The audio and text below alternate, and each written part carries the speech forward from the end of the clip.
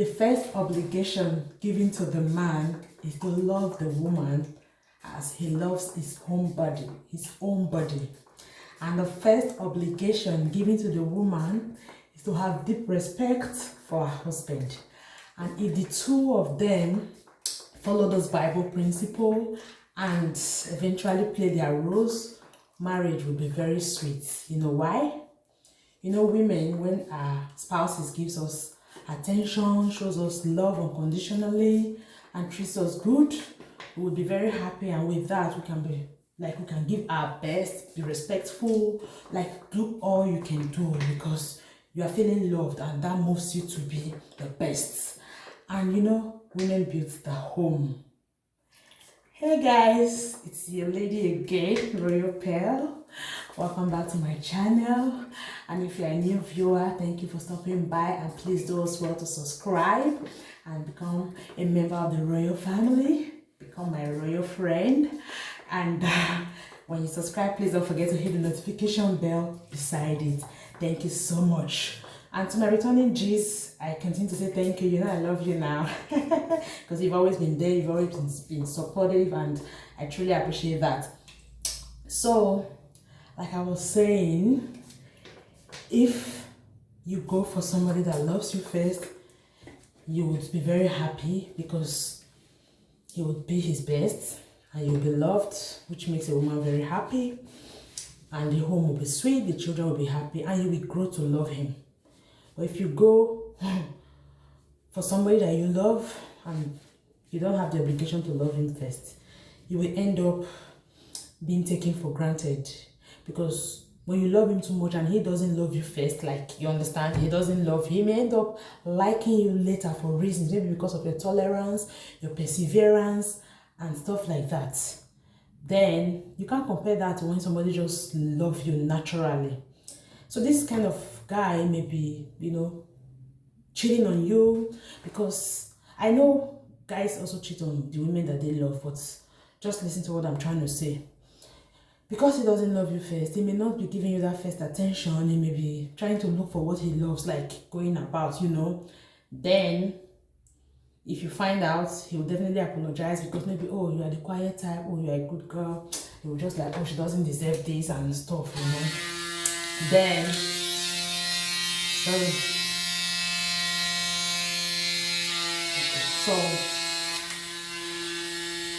sorry about that. So you will start putting up with all of those things, and before you know, it becomes an habit. He will be naturally just seeing you as a very tolerant person that puts up with everything, and he may not change. So you will have to put up with that for the rest of your life, or until you are tired and walk away. And remember, divorce is not healthy for children, and God does not really support divorce. But on the ground of adultery, if you choose not to forgive, you can go, because the adultery has already defiled the marriage and voided the marital vows. But if you choose to put up with it, it's fine. If you choose to forgive because of your kids, because a lot of people will say because of my children and stuff like that, but you will not be happy. So if you give room to that man that loves you, he will treat you right because of the love he has for you, and you'll become your best. You grow to love him. That's the best marriage you can have. Trust me, that is the best marriage you can have. So ladies, try and reason with the person that truly loves you. You may not love him the first day. If you grow to love him, you guys will have the best union, you will have the best family, the best home, and your children will be happy. Remember that children that grow up in a home that is very loving, they are different from children that grow up in a home that lacks attention, that lacks love, and in some cases that has violence. You understand? So I know some people may love some ladies and still beat them, but I don't condone wife battering. So if somebody beats you during courtship, do not marry him. Because if you do, he's not going to change after marriage. And if he cheats on you during courtship, you still go ahead to marry him. Do you want him to change after marriage? That's not possible. So the stowaway person say, not a blinding eye. If you see the thing during courtship, it is easier to walk away by then and prevent the damage than to go ahead and marry him, and after 10 years you feel like you cannot continue again. You have already brought children into the world together, and then you put your children through the trauma of a broken home. Yes, you don't know the effect it may have on them, but trust me, it does. It has effects. Children raised by a single mom or a single dad can't be compared to children raised by healthy parents, loving parents, like parents that gives the best of attention and are always showing good example. You understand? Good examples.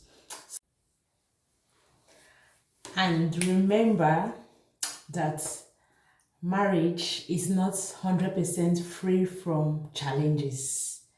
When you take the vow for better, for worse, that should tell you that there will be better times and there will be bad times.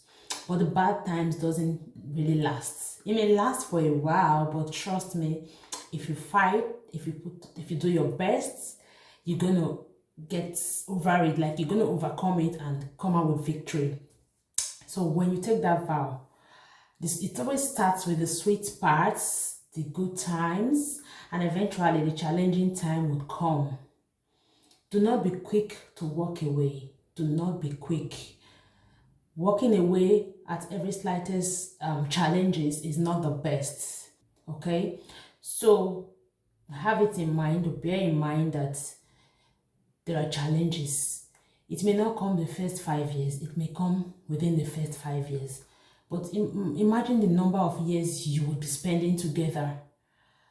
So do not let something that may stay for 1 year, 2 to 5 years, break what you would have shared forever. Because when you get victory over the challenges, you will definitely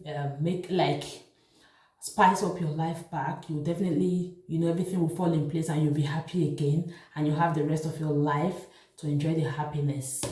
So ladies, please, if you are not ready, wait till you are ready. Do not go into it in a hurry. A lot of people go into marriages today because their friends are married, their sisters are married, their relatives, neighbors are married, so they too want to be married. A lot of people just want to be married. They just want to wear that ring on their fingers. They just want to be called Mrs.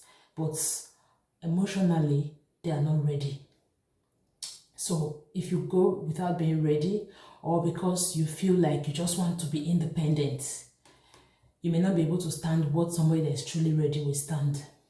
That's the truth. So make sure you're ready. If you feel you want to finish your university before getting married, or you want to finish NYSC, you want to have a job, wait till that time. If there's somebody rushing to marry you and you feel like giving in, like, carefully consider this and also weigh the person's attitude. Ask yourself if this is the kind of person you truly want to be with. Then if you, after careful consideration, and you feel you want to, then you can go ahead. Sometimes what we say is allowed for us to do something that is better, you understand.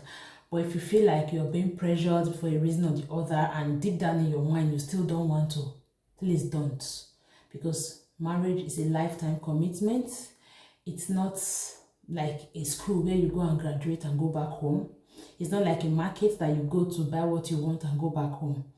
It's a lifetime commitment. And your children should learn from you. Your children should learn patience and tolerance, perseverance, hard work, loyalty, faithfulness, sincerity. Above all of this, discipline from both moms and dads. Not from mom alone, not from dad alone. Let me tell you one truth. Some moms don't know how to correct their children when their children go wrong. Imagine that mom is raising a child alone. Now picking where you go rotten, then go be the end product, which will not be nice. But if she was with the father of the child, she doesn't know how to beat, and the father knows how to beat. You see that the father will be able to play his role where she can't, and things will eventually be balanced. You understand? Because in some cases, some women don't beat, some men beat. In my own case, I beat. My husband hardly, he doesn't even beat. He doesn't beat, and it's of late he started shouting like, stop that. Usually, they can just be doing their thing. He will just pay less attention. And me, I can't even stand any stupidity from a child. Remember, the Bible says that foolishness is bound up in the heart of a boy or a child, but the rod of discipline will take it away from that child. The Bible also says, spare the rod and spoil the child. The Bible also says, flog a child, the child will not die. So I'll put these Bible verses in the description box below. You can go and open your Bible and see that I am not talking from my mind. So I beat. Naturally, it's not because of what I read, because then my father would read, spare the rod and spoil the child, and beat the hell out of us. We weren't happy. We didn't like that. My father really dealt with us. Like, you won't go scot-free with anything. He dealt with us. So I beat, but not as much as my dad, because I didn't like it that way. In as much as I did not like it, did not stop me from beating my child to correct them. I cannot stand foolishness. That's one truth. Those parents, moms especially, that stands it. But I'm really saying this because if you are with your husband, raising your child together, you will raise the best child. But if you raise your child single-handedly, you will still raise a good child if you do what you're supposed to do. And also, some children raised by both parents still come out not the best. So that also depends on how you raise them and what you did for them. Some people say, one spoil will spoil. You never see some people, no matter how they do, they be disciplinary, their children will still not good. I think that's just an excuse. That shouldn't make you leave your child to be doing foolish things and you start looking at them. Some will say, never get sense, if you grow, go get sense. Why did the Bible say foolishness is bound up in the heart of a little child? Why did the Bible say that? Correct that child so that the child will know that this thing is bad and the child will not do it again. But all the same, the main discussion is fight for your marriage. Don't be quick to quit. Don't be quick to give up. And women, please, like I said earlier, if you are not ready, don't go into it. Not that when you go into it, you see one of your old boyfriend, you don't follow and go to do one nonsense. You can't say to say, I know, you will not be giving excuses for him. And this one, now waiting break us up that time, if not that this boy are for married. As far as you're not married, if you stand for road, it means not greeting him. Not greet him. Not greet him. I can't even stand for an ex. Like, waiting we won't talk. I know they even stand. If you even wave me, I may not even answer you. Not be bitterness. That's just the best thing. Because the devil can really go into their head and they see you married, glowing. You're looking attractive.